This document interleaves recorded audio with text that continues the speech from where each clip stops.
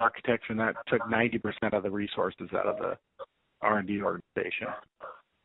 Yeah, we did a so when we transitioned, and this is probably helpful for you to know. I mean, and this is, again, going back 2 years. When we transitioned from John Hare as the CEO to Tom Bogan, the executive team sat down and did a comprehensive strategic planning session, which was it started with, an understanding of the market landscape and where we needed to play in order to make this a public company. And that was the number one directive was, hey, you know what? We need to increase the deal size. In order to do that, we need to move up market. In order to do that, we need to invest into the architectural redesign. And I could tell you, maybe to add some color, I know that they've actually completed that, and I know that it's been incredibly successful from a technology perspective. I don't know what kind of traction they're getting from selling into those larger enterprise companies yet, because I really haven't kept track of their installed base of customers. But I've also seen that they've begun. If you kind of look at what their product roadmap has expanded into, is that they're moving into more.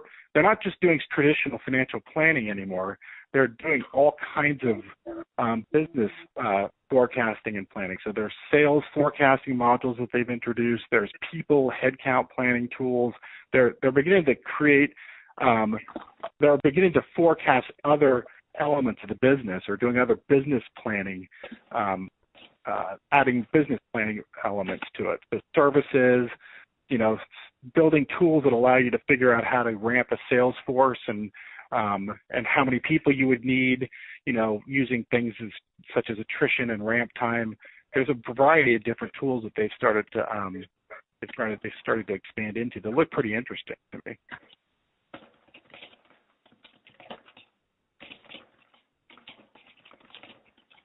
Yeah. Do you have a sense of who were the big competitors that you guys came up against most frequently? Well, so back when I was working for them, the big competitors would be Hyperion Pillar, clearly. There was Host Analytics and Anaplan.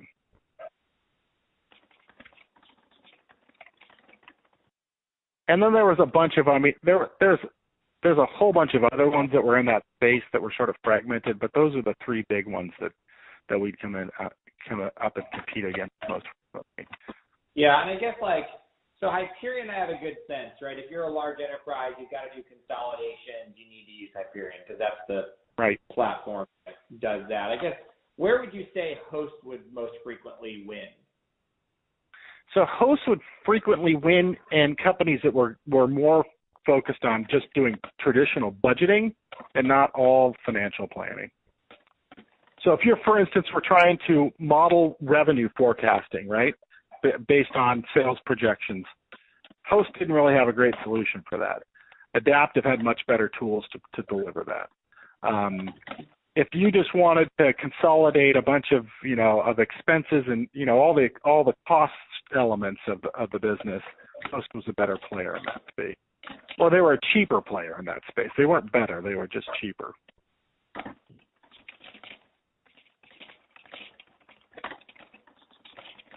Yeah, I guess when you say cheaper, how important was cost? So I'll leave it at that, and then I'll ask the follow-up. Yeah. How important is the cost from a decision-making perspective? Yeah. From a buyer's decision perspective? I think it varies, and I think it really is a function of how much value the management team places on doing financial planning and analysis and strategic planning, right? If the company values that a lot, then price wasn't as big of a deal. But if they didn't, then yeah, price is clearly key. I think the other thing too is that because this is typically sold into the finance organization, that people do tend to be more cost conscious because finance, any of the OpEx functions are clearly going to be pressured to keep their budgets low. And particularly finance is supposed to be setting the standard. They have to make sure that they're really scrutinizing and evaluating their their investment. So. Yeah, the only thing about that that's surprising to me is like when you say to me that the average deal size is $15,000 to $20,000, that seems pretty low. I mean, obviously it's meaningful, but like, you know, let's say you guys did a deal for 20 and Host comes in at 12 or even 10. You know, is it $8,000 to $10,000 savings? Is that meaningful enough for people? I don't know. What was your experience around that? Yeah. So, it was meaningful to people back then, and I think that part of this is, you know, I think the whole industry is changing a bit because there's a lot more people that are putting value into planning and analytics but I think back then, it was definitely one of the primary criteria that people evaluated, the lenses that they look through. Because the other thing, and you know what, I guess I only step back a second here too. When we talk about other competitors, one of the biggest competitors out there is Excel, right? And Excel is super cheap.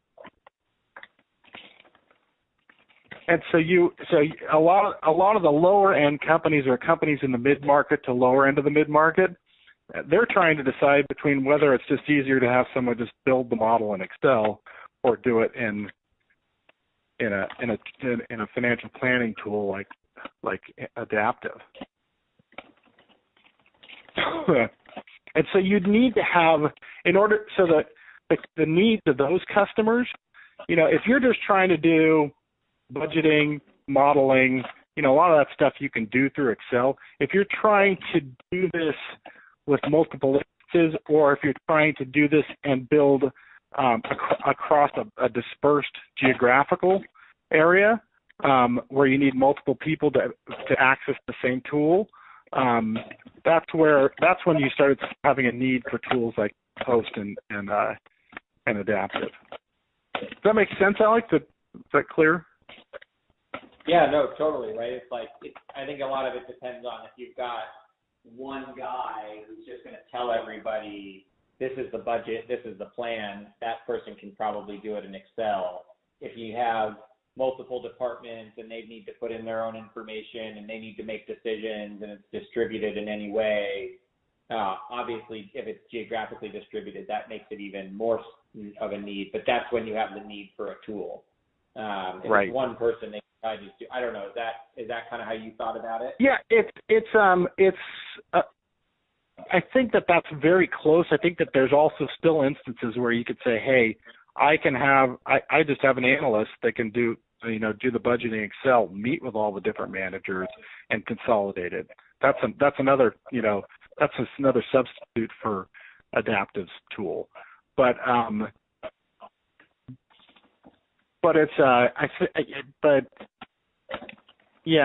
think the larger the company gets, the more complex it gets, and the more complex the business is. That's when you start needing to have tools like Adaptive that help you with that.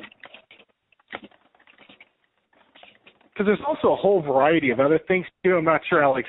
I'm not sure how familiar you are with different planning environments, right? But when you're a small company, you ad hoc plan all the time, right? Because the business model changes every other day. If you miss one big sale, you have to reforecast the business, right? In larger companies, they tend to be much more structured and scheduled, right? And so there's events, there's typically a plan that's put together, and there's different events that take place. And so one of the tools that you have inside, for instance, inside Adapt that you wouldn't have in Excel, and I'm not sure if you have this in Host either, is like a task.